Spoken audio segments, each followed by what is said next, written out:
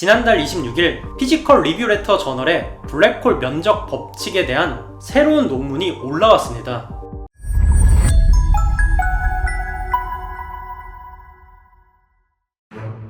저명한 물리학자인 스티븐 호킹 박사는 특히 블랙홀에 대한 놀라운 이론을 많이 만든 것으로 유명합니다.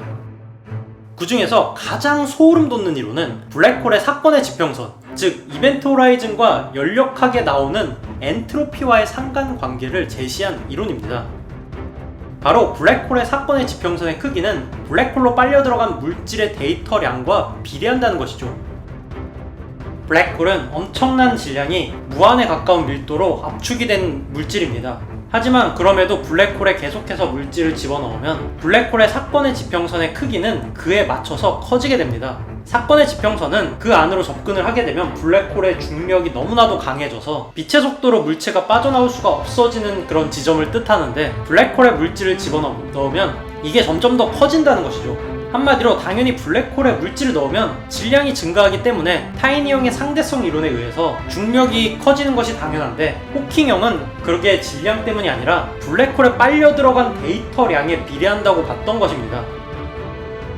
홀로그램 다중우주론의 개념은 여기에서 등장을 하는데, 만약 호킹 박사의 말대로 사건의 지평선의 크기가 블랙홀의 데이터량과 비례한다면 어쩌면 사건의 지평선 위에 플랑크 길이로 된 바둑판을 만들고 0과 1로 된 디지털 정보를 담을 수가 있다면 블랙홀의 내부의 데이터는 이 사건의 지평선에 표기할 수 있는 데이터량과 동일하다는 것입니다. 반대로 우리 우주 안에 존재하는 데이터의 총량을 우리 우주의 지평선에 디지털 정보로 기록을 할 수가 있다면 우리의 우주는 이 2차원으로 된 우주 표면의 정보로 이루어진 홀로그램이라는 것이 홀로그램 우주론의 핵심이죠. 결국에 호킹형의 말대로면 사건의 지평선의 내부의 데이터는 볼 수가 없지만 그 위에 있는 데이터를 해독을 하면 그 내부를 알 수가 있다는 것이죠. 이러한 얘기가 나온 것은 에너지 보존 법칙에 의해서 에너지의 총량은 보존이 되는 것처럼 데이터의 총량도 보존이 될 것이라고 생각을 했던 것인데, 이를 증명하기에는 어렵습니다. 왜냐하면 그러려면 블랙홀의 크기가 빨려 들어가는 물질의 데이터량, 즉 엔트로피가 높은 상태일수록 더 많이 커져야 한다는 것인데, 관측조차 힘든 블랙홀에서 이를 알아내기에는 너무 어려웠기 때문이죠. 지금까지는 말이죠.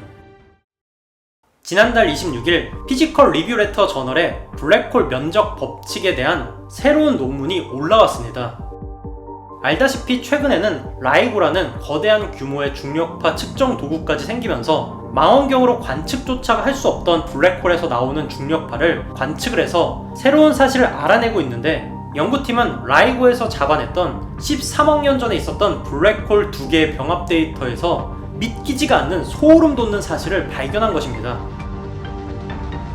연구팀이 발견한 것은 상대성 이론으로는 설명할 수가 없는 블랙홀 면적의 증가였습니다. 블랙홀이 서로 중력에 의해서 다가가면서 엄청난 속도로 회전을 하게 되는데, 이 과정에서 블랙홀의 엔트로피는 증가합니다.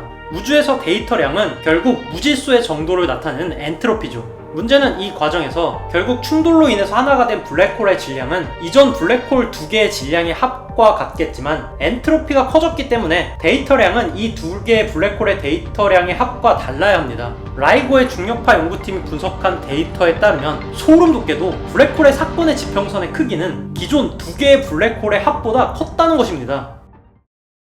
한마디로 블랙홀 2개가 병합을 하는 과정에서 그 데이터량이 증가를 했고, 이로 인해서 그에 맞게 블랙홀의 크기가 커졌다는 것입니다.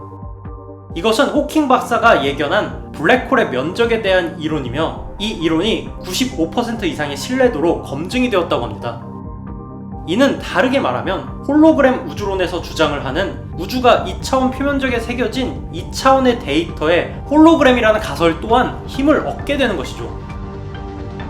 이 사실이 충격적인 것은 블랙홀의 내부로 들어간 정보는 우리가 알 수가 없다는 것입니다. 영화 인터스텔라에서는 블랙홀의 내부에서 빠져나올 수가 있는 것처럼 설명을 했지만, 사건의 지평선의 내부는 빛조차도 빠져나오지 못하기 때문에 내부로 들어간 물체의 데이터는 알 수가 없다라고 생각을 해온 것이죠. 하지만 호킹 박사의 이론대로 블랙홀의 외부에 정보가 기록이 된다면 이론적으로는 외부에 기록되는 정보만으로 내부의 데이터도 읽을 수가 있다라는 것입니다. 또 재미있는 건 호킹 복사에 의해서 블랙홀은 증발을 합니다.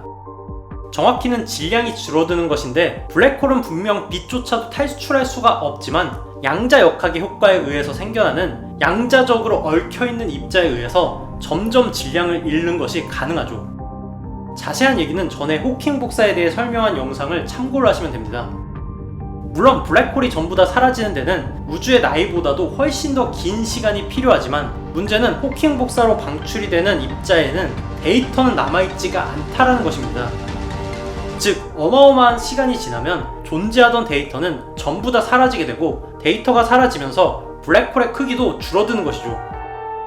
이 내용은 홀로그램 우주론에 대입을 해보면, 블랙홀이 우리의 우주 같은 홀로그램 다중 우주 중에 하나라면 점점 더 엔트로피가 커지고 있는 우리의 우주에서 사건의 지평선, 즉 우주의 크기가 점점 더 커지는 것도 설명이 됩니다. 물론 이러한 라이고의 관측 결과가 호킹 이론을 증명했다라고 하기에는 아직은 95% 정도의 신뢰 수준이고, 블랙홀이 홀로그램인 것과 동일하게 우리 우주도 마찬가지라고 단정을 할 수는 없지만, 홀로그램 다중우주가 나온 이유가 호킹 박사의 이론 때문이었던 것만큼 굉장히 흥미로운 내용임은 분명한 것 같네요. 그럼 이만.